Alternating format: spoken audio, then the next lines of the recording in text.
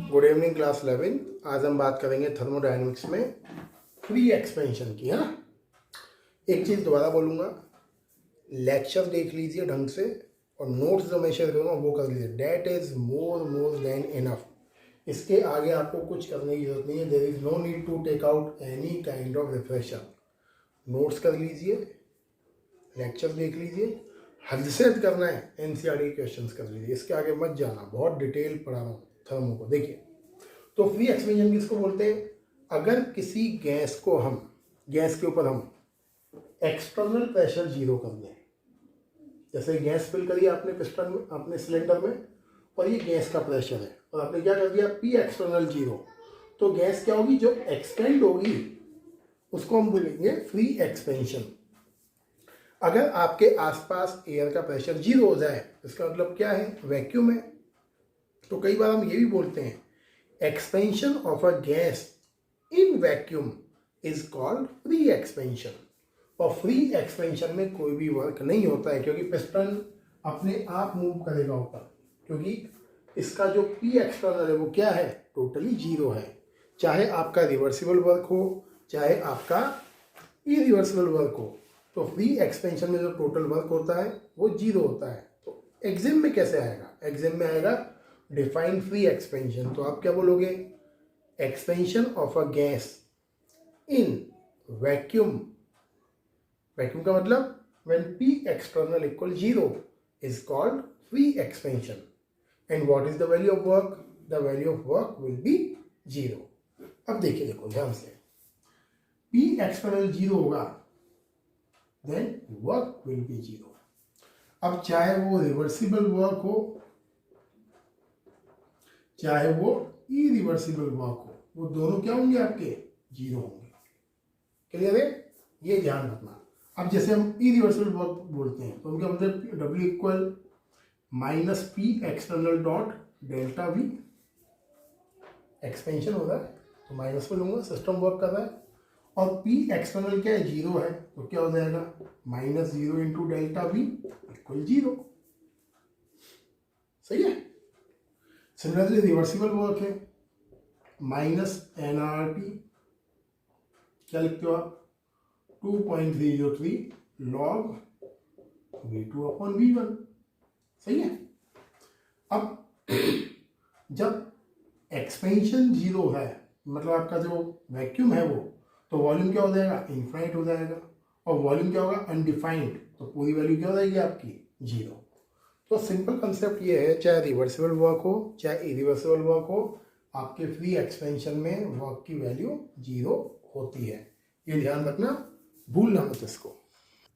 देखिए बेटा, ये देखिए, अब एक क्वेश्चन है आपके सामने, what is the value of delta U at constant volume. मतलब किसी सिस्टम की जो इंटरनल एनर्जी होती है वो कांस्टेंट वॉल्यूम पर क्या होती है, किसके इक्वल होती है। तो देखिए इसको छोटा सा डेरिवेशन है। देखिए, आपने पढ़ा थर्मो का first law, delta U equal Q plus W, पढ़ा हुआ है। डेल्टा यू इक्वल होता है आपका क्यू प्लस डब्ल्यू। क्लियर। और वर्क आपने पढ़ा था क्या, पी डॉट डेल्टा वी। अगर एक्सपेंशन वर्क होगा तो नेगेटिव होगा, और कंप्रेशन वर्क होगा तो पॉजिटिव होगा। मैंने जनरल वर्क लिया है, अभी प्लस माइनस का लफड़ा नहीं डालता हूँ, है ना।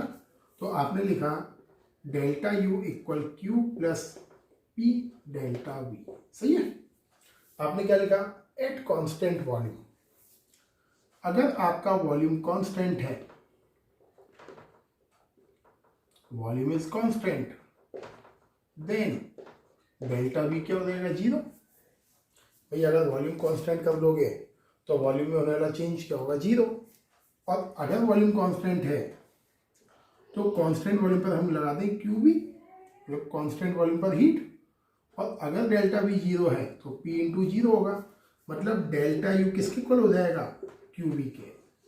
मतलब ये है, अगर किसी सिस्टम की या रिएक्शन का वॉल्यूम हम कांस्टेंट कर दें, उस केस में उस सिस्टम की इंटरनल एनर्जी में होने वाला चेंज हीट के इक्वल होता है, क्यू के इक्वल होता है। ये पूछता है, ये कौन सी कंडीशन में इंटरनल एनर्जी में होने वाला चेंज हीट के इक्वल होता है।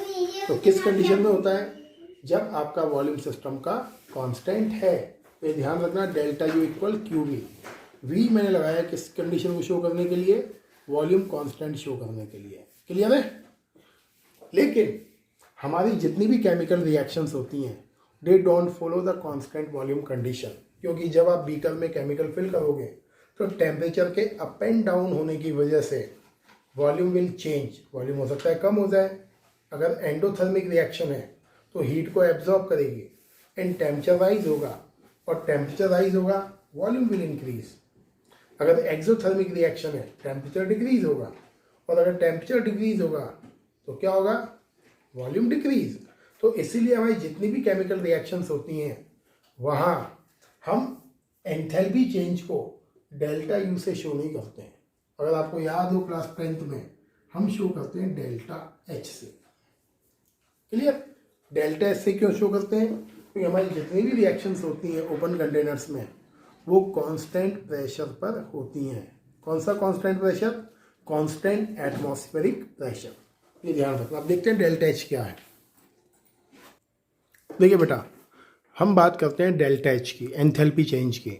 जितनी भी हमारी केमिकल रिएक्शंस होती हैं लैब में, या आप जितनी भी केमिकल रिएक्शंस करोगे आपकी लाइफ में टेस्ट ट्यूब में केमिकल फिल करके, वो सारी की सारी कांस्टेंट प्रेशर पर होती हैं। क्यों? क्योंकि जैसे आपने टेस्ट ट्यूब में केमिकल लिया, ये टेस्ट ट्यूब में आपने केमिकल फिल करा, तो इसके आसपास क्या है?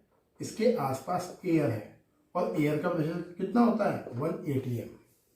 तो जितनी भी हम ओपन कंटेनर्स में केमिकल रिएक्शंस करते हैं वो सारी की सारी कांस्टेंट प्रेशर पे होती हैं, और कांस्टेंट प्रेशर पर जो हीट वगैरह है उसको हम शो करते हैं डेल्टा एच से। इसको बोलते हैं एंथैल्पी चेंज। अब थर्मो क्या बोलती है, देखिए ध्यान से। If the process is carried out at the constant pressure, example most of the reaction happen at 1 atmospheric pressure, then work done by system on expansion. तो सिस्टम जब एक्सपेंड करेगा तो एक्सपेंशन पर वर्क क्या होगा? W equal minus P delta V. Minus क्यों लगाया?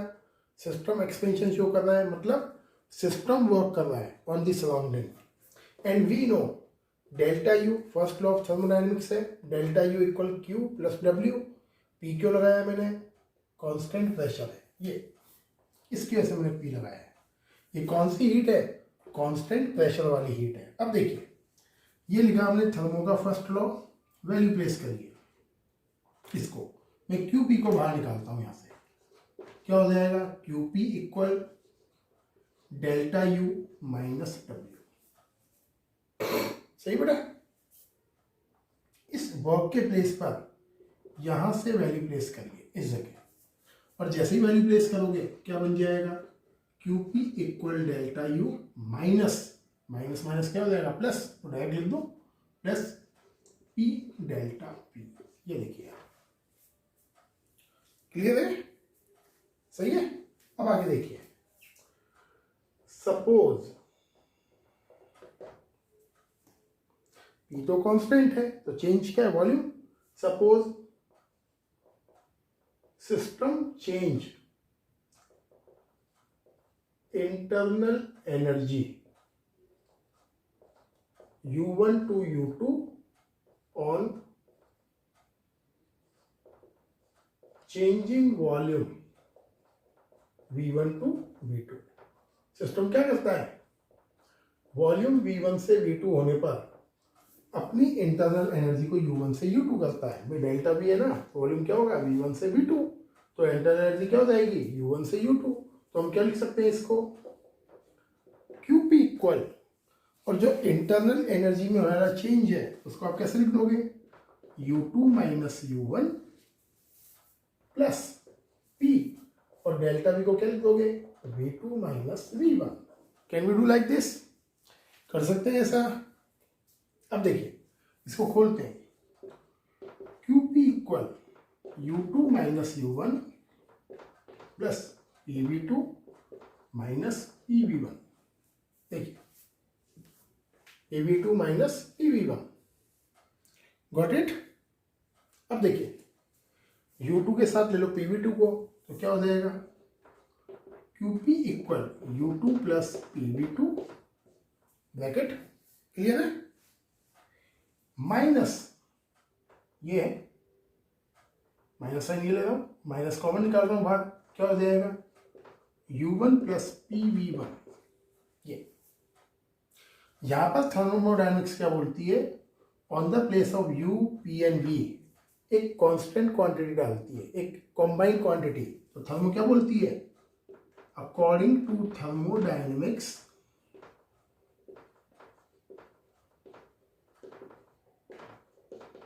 on the place of U plus PV, it introduce new state function H, enthalpy. Thermo ने क्या करा, U प्लस PV के को हटाकर उसके लिए क्या इंट्रोड्यूस करा, H को इंट्रोड्यूस करा। ये थर्मो ने इंट्रोड्यूस करा, हमने नहीं करा। तो हम क्या लिख सकते हैं, QP equal H2 minus H1, और क्या लिख सकते हैं, QP इक्वल डेल्टा H।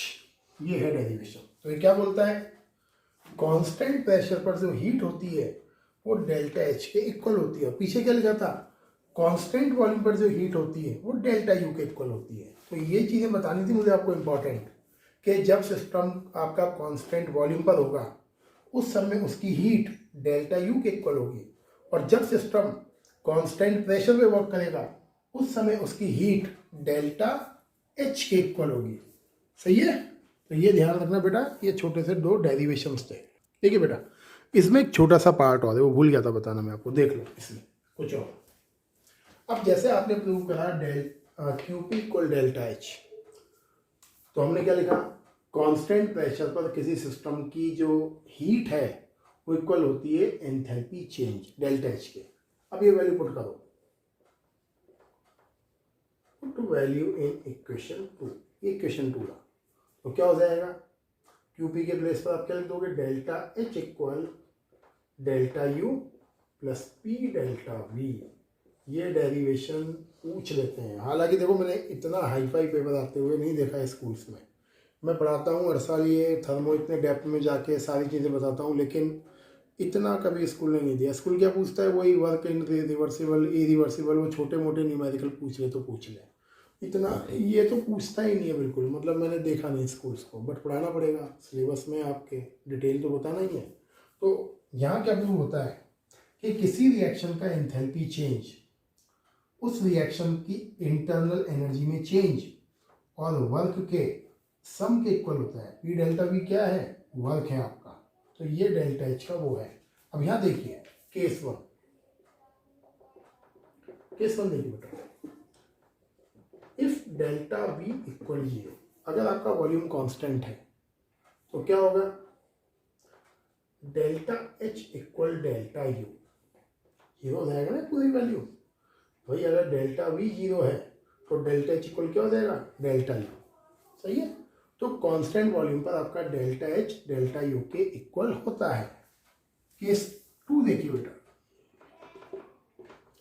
अगर आपका डेल्टा H पॉजिटिव है तो रिएक्शन होती है आपकी एंडोथर्मिक। ध्यान रखना ये बेटा, ये काम आएगा 12th में।